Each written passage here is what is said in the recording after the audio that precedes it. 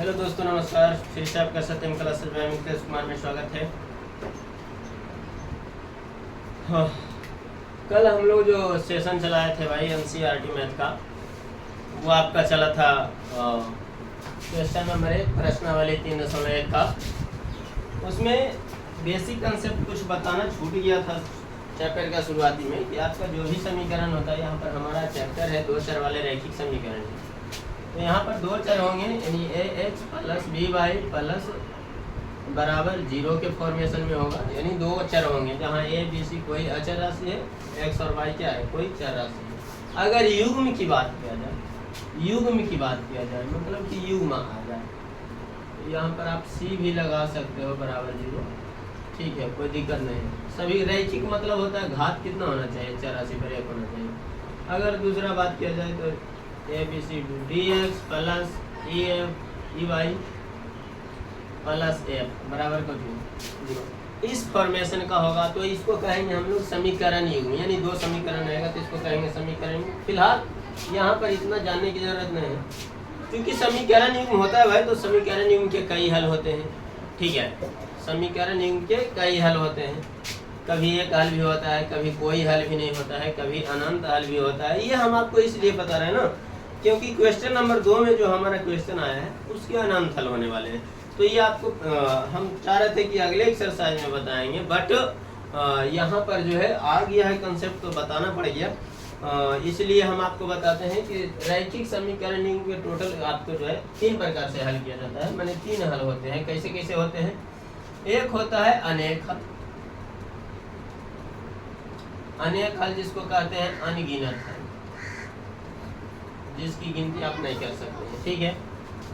जैसे ये कैसे होगा, अगर कोई ये आपका ग्राफ खिंचाएगा, तो अगर इसी पर चढ़ा हुआ रहेगा तो देखिए एक दूसरे को एकदम एक दूसरे पर काट रहे हैं। अब कितना बिंदु पर काटा है कोई गिन सकता है, इसलिए इसको कहते हैं अनंत। दूसरा होता है कोई हल नहीं, कोई हल नहीं। अब कोई हल नहीं कब होगा? जैसे ये दोनों रेखाएं आप जाते रहे समानांतर, एक दूसरे को कहीं पर काटेगा नहीं, तो इसका कोई हल नहीं।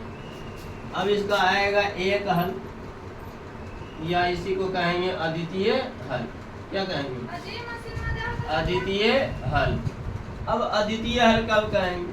जब आपका ग्राफ जो है एक दूसरे को कोई एक बिंदु पर क्या करे, काटे, कोई एक बिंदु पर क्या करे, काटे, तो उसको कहेंगे एक हल या अद्वितीय हल कहेंगे, ठीक है। तो क्वेश्चन नंबर 2 की इस पर कंसेप्ट आपका है, ये टूटेगा इस पर, तो ध्यान देंगे इस पर आप। क्वेश्चन नंबर 2 कह रहा है भाई,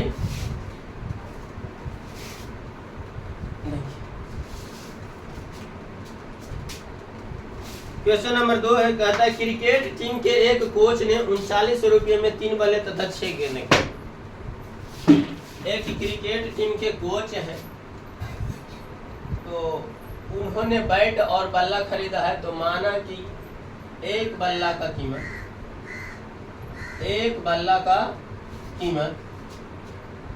x रुपया, एक गेंद का कीमत कितना रुपया? 22 रुपया। तो प्रश्न के अनुसार चलेंगे। तो प्रश्न के अनुसार क्या कहता है? 3 गेंदें और 3 बल्ले और 6 गेंद की कीमत 39 रुपया। एक बल्ला की कीमत 1 रुपया, तो 3 गेंद बल्ला की कीमत 3x। एक गेंदा की कीमत 22 रुपया, तो 6 गेंदा की कीमत 6y। ऐसा करते हैं तो दोनों मिला करके कोच जो खर्चा करते हैं कोच साहब, वो 39 रुपया खर्च करते हैं। समीकरण नंबर 1। दूसरी स्थिति में क्या कहता है? पुनः कहता है उसके बाद एक और बल्ला, माने एक बल्ला और खरीदते हैं और 2 गेंद खरीदते हैं। एक बल्ला की कीमत 1 रुपया, एक गेंद की कीमत 22 रुपया, तो 2 गेंद की कीमत 2 रुपया। अगर ऐसा करते हैं तो वो खर्चा कर देते हैं कितना भाई? 1300 रुपया में खरीदते हैं। कितना रुपया में खरीदते हैं? 1300 रुपया में खरीदते हैं, इस प्रकार से। तो इसे आप इस स्थिति को बीजगणितीय तथा ज्यामितीय रूप में व्यक्त कीजिए। तो अब यहाँ पर ध्यान दीजिए कि यहाँ देखिए, अगर इससे 3 कॉमन निकालते हैं तो 3 निकालिएगा तो फिर से यही समीकरण आ जाएगा। 3 निकालते हैं तो क्या चाहिए? चलो, अगर कॉमन निकलेगा तो फिर से यही समीकरण आ जाएंगे। तो हमने आपको क्या बताया, आगे बताऊंगा इसका स्थिति कि कब होंगे संपाती। इसका जो कंसेप्ट है ना वो संपाती के रूप में आने वाला है। संपाती का मतलब होता है इनकी जो रेखाएं हैं एक दूसरे के ऊपर ओवरलैप रहेंगी। ओवरलैप रहने का मतलब ये हुआ कि इसके अपरिमित रूप से अनंत हल होंगे, अनेक हल होंगे, अनगिनत हल होंगे। तो आप इसे ज्यामितीय रूप में हल करना बहुत मुश्किल हो जाएगा, क्योंकि आप इसका आंसर कुछ भी लगाइएगा, एक कमान धरिएगा दूसरा कमान चलाएगा, फिर से दूसरा कमान धरिएगा पहला कमान चलाएगा, तो इसके अनेक हल हो जाएंगे। तो इसको हम डायरेक्ट जो है आपको ज्यामितीय मेथड के रूप में बनाने का प्रयास करते हैं, बनाते हैं। और ज्यामितीय मेथड का मतलब होता है भाई ग्राफीय विधि, ठीक है। तो पहले हम आप किसी एक समीकरण को भी हल करिएगा तो वैल्यू उतना ही आएगा आपका, ठीक है। जैसे मान लिया जाए यहाँ समीकरण एक को हल करने पर सारणी बनाने के लिए, ग्राफ खींचने के लिए आपको बताया थे सारणी बनाइए। तो यहाँ पर हम बनाएंगे भाई समीकरण एक की सारणी। हमने आपको बताया था कि सारणी दो लोग बनाते हैं अलग अलग तरीके से, एक समझदार लोग और एक जिनको समझ बहुत कम है। एक समझदार लोग और एक वो जिनको समझ बहुत क्या है, कम है। पहले समीकरण एक लिख लीजिए। समीकरण एक क्या है, 3x + 6y = 39। इसको हल करिए। 3x प्लस में होने जाएगा माइनस में 39 - 6y, ये 3 गुना में इधर जाएंगे भाग में, x = 39 - 6y/3। अब इससे आपको बनाना है कौन सी सारणी, समझदार लोगों के लिए। देखिए डायरेक्ट आपके पास यदि कंसेप्ट क्लियर है तो आप डायरेक्ट हल कर सकते हो, आप डायरेक्ट हल कर सकते हैं, कोई दिक्कत नहीं। यहाँ बाई का मान धरिए, बाई का मान यहाँ पर धरिए तो बाई यहाँ है, x चलकर चलाएगा, है ना। अगर आप बाई का मान ऐसा धरिए ना, थोड़ा बड़ा डाटा धरिए ताकि कट्टे उठे, ठीक ना। तो अगर हम बाई के मान धर देते हैं कितना भाई, अगर हम बाई के मान धर दें कितना 100-200 में धरिए तब ना कटेगा, कटने 3 से कटने वाले कर रहे हैं। अगर 100 धरते हैं तो अगर हम जैसे मान लीजिए बाई के मान धर दिया ये, तो ये हो जाएगा 100, कितना धर दिया 100, तो ये हो जाएगा 600, कितना हो जाएगा 6 गुना बाई 600 हो जाएगा, क्योंकि बाई का हम 100 धरे तो ये 600 हो जाएगा। अब 3900 में 600 घटेगा तो बचेगा 3300, तो ऐसा बचेगा कि 3300 में, फिर 3300 में आपको कितना से भागा देना 10 से, 11 × 33, 1100 आपका बचेगा, है कि नहीं, समझ आएगी। तो और थोड़ा बड़ा डाटा लीजिए, कहेगी थोड़ा बड़ा हो रहा है, थोड़ा सा और बड़ा लीजिए, ऐसा करिए ना 200-300 लीजिए ना, तब आपका ठीक रहेगा। चलिए यहाँ पर मान लीजिए हमने लिए 300, कितना ले लिए 300, तो 300 लेंगे तो छोटिया 1800। अब यहाँ पर देखिए 3900 में से 1800 घट जाएगा तो कितना बचेगा 2100 बचेगा। अब 2100 में भागा दीजिए आप कितना से, 7 से, 3 से, तो आपका कितना बचेगा 700 मध्य में कट जाएगा। अगला है आप धरिए कितना 400, अगर धरते हैं बाई के जगह कितना धरते हैं 400, अगर धरते हैं तो 4 × 2400 हो जाएगा। अब 3900 में 2400 घट जाएगा भाई, तो बचेगा आपका कितना 1500, और 1500 में 3 से भागा दीजिएगा तो आपका कितना हो जाएगा 500 हो जाएगा, ठीक है। ये समीकरण एक के साथ में। समीकरण 2 में भी निकालिएगा तो कुछ ऐसा नहीं आएगा, ध्यान दीजिए कैसे। समीकरण 2 की साथ में समीकरण 2 की सारणी देखिएगा। यहाँ पर समीकरण 2 क्या है, यहाँ पर x + 2y = 1300, ये प्लस में उधर जाएंगे माइनस में 1300 - 2y। अब यहाँ पर समझदार लोगों के लिए हमने आपको यहाँ पर बताया कि आप होशियार हैं तो होशियार की तरह काम करिए, है ना जी। यहाँ ध्यान दीजिए, आप बाई का मान धरिए, x का मान चल कर आएगा। बाई का मान जैसे हमने धर दिया कितना बाई, यहाँ भी धर दीजिए ना 300, तो 3 दूनी कितना हो जाएगा 600।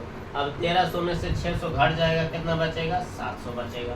अब की बार फिर से आप भी धर दीजिए कितना, धर दीजिए कितना 400, ये धरे है इतना में वो है धर दो इतना में, दोनों के मन में हो जाएगा। तो 4 दूनी कितना हो जाएगा 800, 1300 में 800 घट जाएगा तो कितना बचेगा 500, तो x बराबर कितना आ जाएगा 500 आ जाएगा। अब इसको ग्राफ खींचना, तो ग्राफ खींचना बेहद आसान है, कल ही आपको सिखाए थे। ग्राफ खींचना आसान सा कंसेप्ट है आपका, यहाँ पर हम आपको ग्राफ खींचने के लिए सिखाते हैं, देखिए ध्यान से।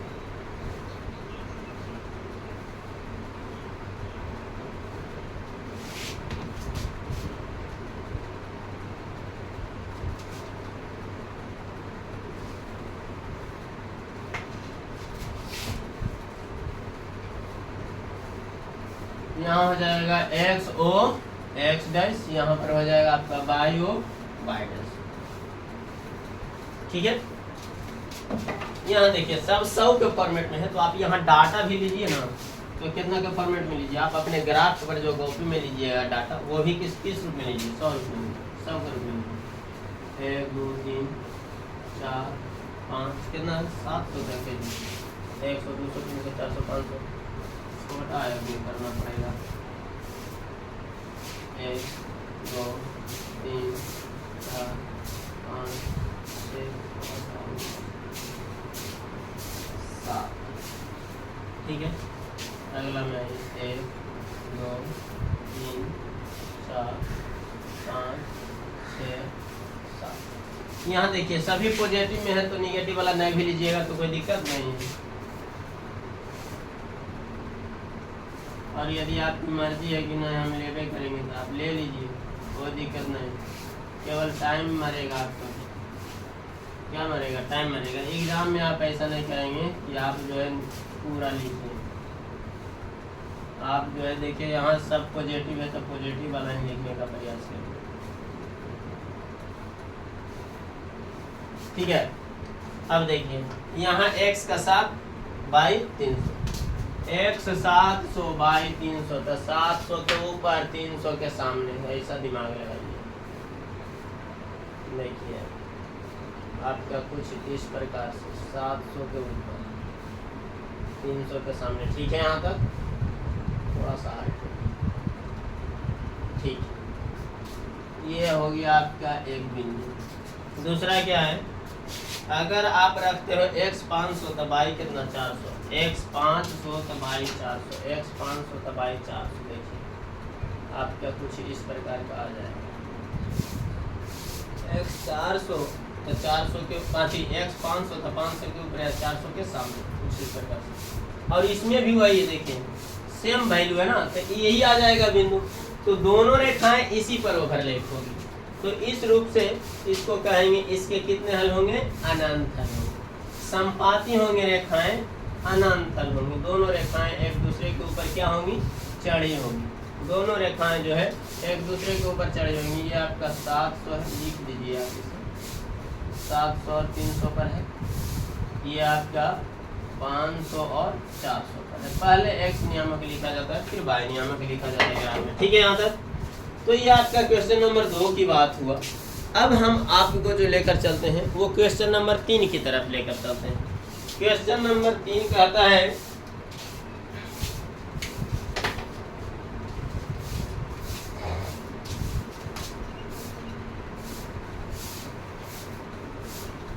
क्वेश्चन नंबर 3 है कि 2 केजी सेव और 1 केजी अंगूर।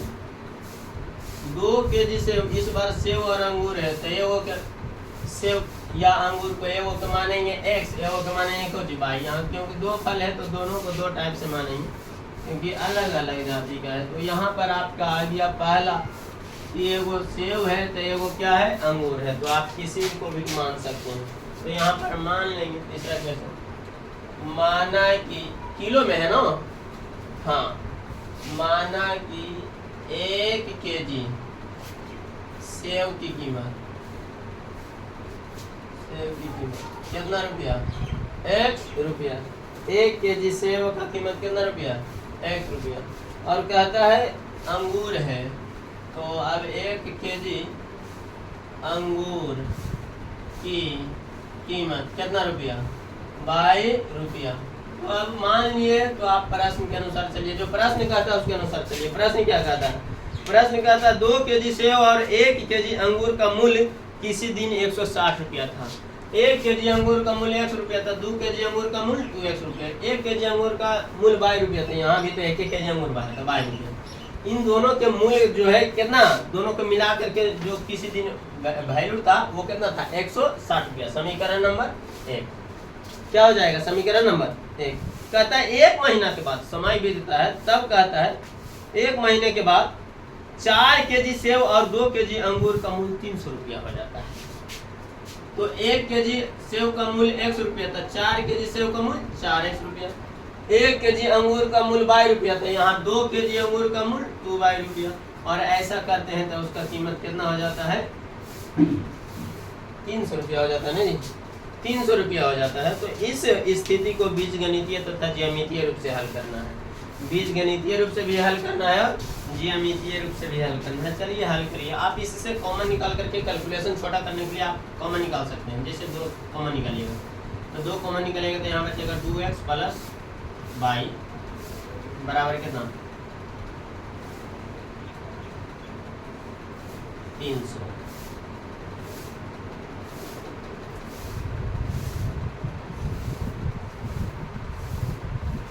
ऐसा करिए ना, कॉमन नहीं निकालिए, हल करिए चुपचाप। अब देखिए यहाँ भी देखिए दोनों राशि का जो मान है भाई, कॉमन लेने के दरमियान आपका कॉमन क्यों नहीं है? दोनों राशि का मान लगभग क्या आ रहा है? सेम आ रहा है। तो यहाँ पर जो आपकी रेखाएं आएंगी वो आएगा, इस थ्योरी पहले बता देना चाहिए था। अच्छा अगला कंसेप्ट में बता देंगे। यहाँ पर जो आपका आ गया देखिए, ये 2 गुना है, ये भी कई गुना है? 2 गुना है। मतलब ये दोनों राशि का मान कुछ ही है, बराबर है, लेकिन ये बराबर नहीं है। तो इसका जो है ना कोई हल नहीं होगा, इसका कोई हल नहीं होगा। यहाँ हम लोग जो चेक करने का प्रयास करते हैं, अभी जस्ट आपको बताते हैं कि कब आपका एक हल होगा, कब आपका कोई हल नहीं होगा, कब आपका परिमित रूप से अनंत हल होंगे। तो कुछ पॉइंट अभी बता देते हैं, बाकी अगले के थ्योरी में जिस दिन मेन रूप से आएगा क्वेश्चन उस दिन बताएंगे आपको, ठीक है। तो यहाँ पर आपका, यहाँ भी आप इसको बीजगणितीय रूप से हल नहीं कर सकते हैं, क्योंकि यहाँ पर भी आपका देखिए ना, एक के मान ये दुगुना है, ये भी इसका दुगुना है, दोनों बराबर हो जाएगा आपका। दोनों का वैल्यू क्या, एक का मान धरिएगा तो दूसरा का मान चलाएगा, एक का मान, एक का मान धरिएगा दूसरा का मान। अगर एक को लोप करना चाहेंगे तो दूसरों को जो हो जाएगा लोप हो जाएगा। तो हमको हल कैसे कर पाएंगे? तो यहाँ पर हम डायरेक्ट ज्यामितीय रूप से इसे हल कर देते हैं आपको। तो यहाँ पर समीकरण एक की सारणी बनाएंगे सबसे पहले। ज्यामितीय रूप से हल करने का तरीका वही है। समीकरण 1 लिख दीजिए आप, क्या है आपका 2x प्लस y बराबर 160। ये फालतू वाला को देंगे, y बराबर क्या हो जाएगा 160 माइनस 2। अब की बार क्या, पिछले बार धर रहे थे y, अब की बार x धरेंगे तब ना y आएगा चल करके, है नहीं? ये x हो गया ये बार। अगर x के जगह आप कितना हो धरते हैं 10-20 के रूप में धरिए। अगर x के जगह जैसे आप मान लिए धर दिया 50, तो ये हो जाएगा x 50 धर दिए, 50 दूनी 100, 50 दूनी कितना 100। तो 50 दूनी 100, तो 160 में से 50 घटेगा, 100 घटेगा तो कितना बचेगा 60 बचेगा। तो y का मान कितना हो जाएगा 60। अगर आप x बराबर धर दिए कितना 60, 60 दूनी 120। अब 160 में से 120 घटेगा तो कितना बचेगा 40 बचेगा। ठीक इसी प्रकार से आइए समीकरण नंबर 2, समीकरण 2 की सारणी, समीकरण 2 की सारणी, समीकरण 2 की सारणी देखिए। समीकरण 2 लिखिए आप, क्या है आपका 4x प्लस 2y बराबर 300, ठीक है। ये प्लस में उधर जाएंगे माइनस में, यानी 4x पर ऐसा करो ना, मेरे भेजो 2y बराबर 300 माइनस 4x, ये 2 गुना में होने जाएगा भागा, y बराबर 300 माइनस 4x बटा कितना 2। अब सारणी बनाओ, समझदार है डायरेक्ट माइंड में कैलकुलेशन करिए, है ना। यहाँ x यहाँ y, x का मान धरिए, ऐसा मान धरिए कि दूसरे कटे वाला है। तो यहाँ 40-50 धरे था, इसी धर दो ना। अगर x का मान है, यदि आप धर दिए कितना, आप x के मान जैसे मान लिया जाए धर दिया 50, तो 50 से कितना 200। अब 300 में से 200 घटेगा तो कितना बचेगा 100 बचेगा। कितना बचेगा 100 बचेगा। अगली बार धर दिए, जैसे यहाँ पर धरे 60, तो यहाँ भी धर दीजिए कुछ 60, तो यहाँ धरिएगा तो 4 6 24, 240। अब 300 में से 240 घटेगा तो कितना बचेगा 60 बचेगा। कितना बचेगा 60 बचेगा। नहीं, अच्छा इसमें थोड़ा सा स्लिप हो गया कंसेप्ट। कंसेप्ट क्या स्लिप हुआ ये देखिए, यहाँ x का मान धरे, जिसे मान लिया जाए 50 धरे, तो 300 में से 200 घटेगा तो बचेगा 100, और 100 में भागा भी तो देना है दूसरे, तो कितना बचेगा y भी आ जाएगा कितना 50। x अगर आप धरते हो 60, x यदि आप धरते हो कितना 60, तो यहाँ x यदि आप 60 धरते हो तो देखिए 4 6 24, 240। अब 300 में से 240 घटेगा तो बचेगा कितना 60। अब 60 में भागा देना है कितना 200, तो 60 में भागा दीजिएगा 2 से, तो कितना बचेगा आपका 30। समझ आया? अब ये जो आया है ना, इसको आप ग्राफ की सहायता से हल कर दीजिए। तो हम यहाँ पर आपके लिए देखिए, सब पॉजिटिव है तो पॉजिटिव वाला पर फोकस ज़्यादा करेंगे, ठीक है।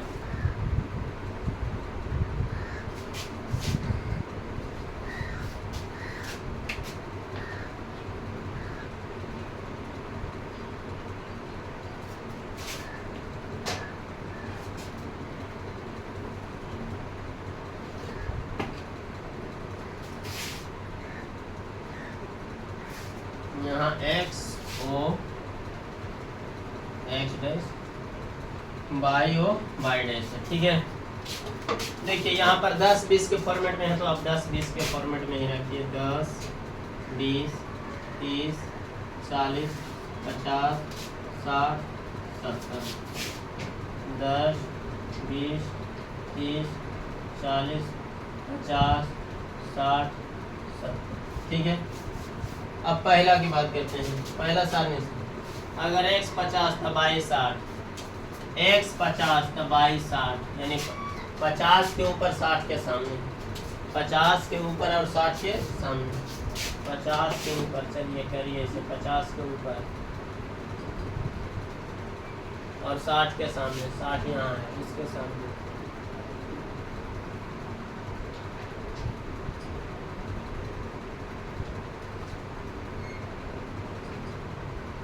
ये आ गया भाई, ठीक है। उसके बाद क्या बोला है, इसको आप पूछ लें, ठीक। अब की बार क्या बोला है, अगर 160 तो y 40, 160 तो y 40, 160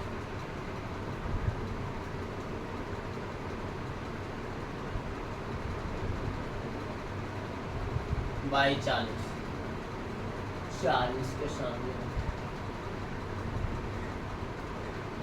सीधा करके यहाँ पर, चलिए ठीक है, इसको पोस्ट दीजिए, ये आपका आ गया, ठीक है। यहाँ तक अब इसको मिला दीजिए। कम से कम ग्राफ खींचने के लिए आपको बोला गया था कि कम से कम आपको 2 रेखाएं, 2 मान तो लिखना ही पड़ेगा 100 का, तभी आप ग्राफ ही विधि से हल कर पाओगे।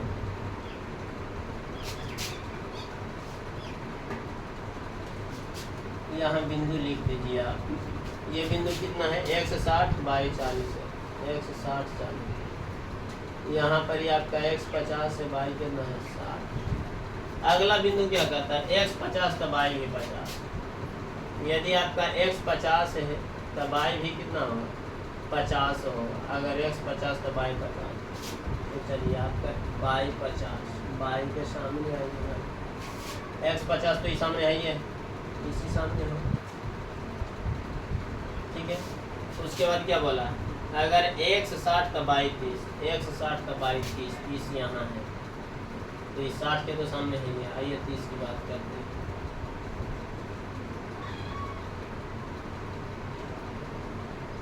कुछ यहाँ हो है ना, इस प्रकार से, और इस प्रकार से इन दोनों को आप क्या करिए, मिला दीजिए, इन दोनों बिंदुओं को आप क्या करिए, मिला दीजिए।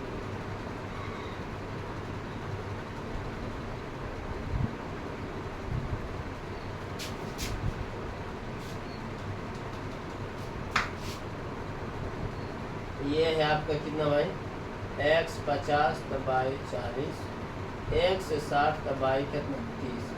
और देखिए ये किस समीकरण का है, ये आपका पहला समीकरण का है। समीकरण लिख दीजिए, 2x प्लस बाई बराबर कितना 160, और ये आपका दूसरा समीकरण है 4x प्लस 2 बाई, तो आपका ये कितना हो जाएगा 300, ठीक है। और इस प्रकार से आपका जो आएंगे वो हल होगा।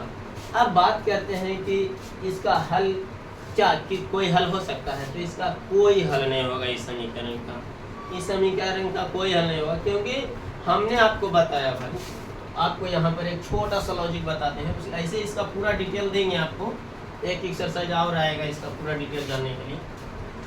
इसका कंडीशन आता है कि जैसे मान लीजिए आपका ये a1x है, b1y है प्लस c1 है 0, a2x है, b2y है, c2 बराबर को 0। ये आपका समीकरण का व्यापक रूप है। ये समीकरण नंबर 1 है, समीकरण नंबर 2, इस समीकरण 1 में तो आपका कब क्या होगा कि यदि A1 बटा A2 यानी A1 बटा A2 बराबर हो जाए किसका B1 बटा B2 के, तो इसका कोई हल नहीं होगा। इसका क्या होगा, कोई हल नहीं होगा, कोई हल नहीं होगा। अब कोई हल नहीं होगा तो इसका रेखा जो इससे जो प्राप्त सरल रेखाएं होंगी वो समांतर होगा, जैसे ये है ना समांतर, तो इसका समानांतर होगा, समांतर होगा, समांतर। ठीक है, रेखाएं क्या होगी, समानांतर होगी।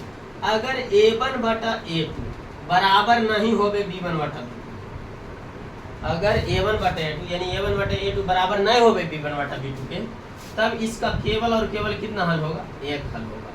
कितना हल होगा, एक हल होगा। और इससे जो रेखाएं प्राप्त होंगी वो प्रतिच्छेदी होगी। क्या होगी, प्रतिच्छेदी होगी। प्रतिच्छेदी का मतलब होगा ना भाई, प्रतिच्छेदी का मतलब एक दूसरे को, एक रेखाएं जो है एक दूसरे को कहीं एक निश्चित बिंदु पर काटेंगे, तो जाए बिंदु पर जो काटेगा भाई ओकर उतने हल होगा। इस समानांतर रेखा है केजू नहीं काट रहा है, कोई हल नहीं। ये प्रतिच्छेदी रेखा है एक बिंदु पर काट रहा है, एक हल। अगला कंडीशन आइए, A1 बटा A2 बराबर होगा B1 बटा B2 बराबर होगा C1 बटा C2। ये तो तीनों का वैल्यू कुछ हो जाए बराबर, तीनों का रेशियो A1 बटा A2 बराबर B1 बटा B2 बराबर C1 बटा C2, तीनों का रेशियो कुछ हो जाए बराबर हो जाए, तो इसका जो हल होगा ना वो अनेक हल होगा। क्या हल होगा, अनेक हल होगा। और इससे जो रेखा प्राप्त होंगे ना वो संपाती होंगे। क्या होंगे, संपाती। संपाती का मतलब होता है, जानते हैं कुछ, जस्ट इसके पहले आपको बताते हैं। संपाती का मतलब होता है एक ही रेखा पर ओवरलैप हो रहेगा, एक ही रेखा पर क्या हो रहेगा, ओवरलैप हो रहेगा। मतलब एक ही रेखा पर दोनों समीकरण की जो रेखाएं होगी चढ़ी होंगी। तो अब आप दिमाग लगाओ, यहाँ पर हमने आपको क्या बताया कि कब कितना है, तो यहाँ रेखा से पहचानने का तरीका समझिए कि यदि आपका, ध्यान दीजिए, यदि आपका वे दोनों रेखाएं एक दूसरे को किसी निश्चित बिंदु पर यानी एक बिंदु पर काटेगा तो एक हल, ये समानांतर है कहीं पर काटेगा नहीं तो इसका कोई हल नहीं। और ये ओवरलैप है एक दूसरे पर, हमेशा काटिए रहा, चढ़ लेना है, हमेशा टच इट में है, तो इसलिए कितना बिंदु पर सटल है के गिनेगी, अनंत हल हो जाएगा। क्या हो जाएगा, अनंत हल हो जाएगा। ठीक है, तो ये आप समझ गए होंगे और आज का सेशन यहीं तक रखेंगे। बाकी इसमें आगे जो आएगा इसका अभी अधूरा ये कंसेप्ट है, इसका पूरा कंसेप्ट आपको दिए जाएंगे। फिलहाल ये आप जान लीजिए ये ऑब्जेक्टिव के लिए आपका बहुत ही क्या है, महत्वपूर्ण है। तो आज की सेवा यहीं तक देंगे आपको हम, अगले सेवा जो है अगले सेशन में चलेंगे।